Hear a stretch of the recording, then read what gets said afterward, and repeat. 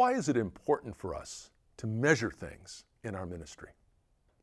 Well, for one thing, the Bible gives us ample evidence that God cares about numbers. We don't have to look any further than the book of Numbers, chapter 1. Moses was commanded by the Lord to take a census and number by their divisions all the men in Israel 20 years old or more who were able to serve in the army. Those figures are repeated in the arrangement of the tribal camp in Numbers 2. We see a similar attention to detail by Jesus. In Mark 6, verses 30 to 44, we read about the feeding of the 5,000. Jesus asked how much food was available, and the response was 5 loaves and 2 fish.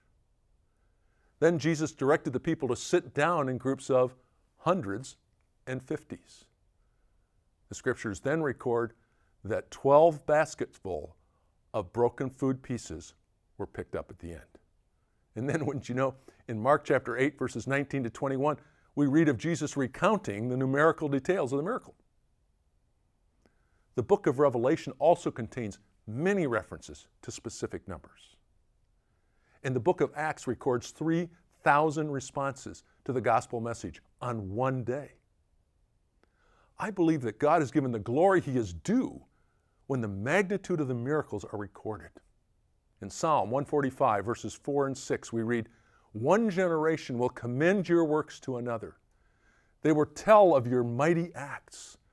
They will tell of the power of your awesome works. And I will proclaim your great deeds." But in addition to glorifying God, we measure ministry results because we value fruitfulness. And therefore, we want to get a sense of how we are doing in our ministry efforts. Now, that is 2 very important outcomes. First, we get concrete evidence of how well strategies, trainings, and materials are actually working. If they are, then we can confidently invest more resources in them. If they aren't working well, then we can consider how to improve the return on our investments of people and money. We are commanded to be good stewards. The model of the Master in Matthew 25 shows us how important good stewardship is to God. But we and God are not the only people interested in return on investment. Ministry partners are very interested as well.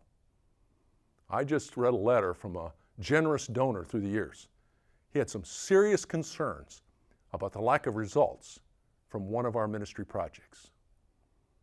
You see, we dare not offend the Lord, and we dare not offend people by not paying careful attention to how we spend the money given to us. So why do we measure results?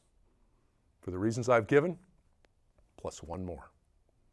Results show us how we're doing toward our goal of 10 million multiplying disciples by the end of 2020. If our leaders don't pay attention to our progress, neither will our staff. If our staff don't pay attention, neither will our disciples, and perhaps neither will our ministry organization partners. So let's excel still more in measuring and celebrating the great blessings that God has given us.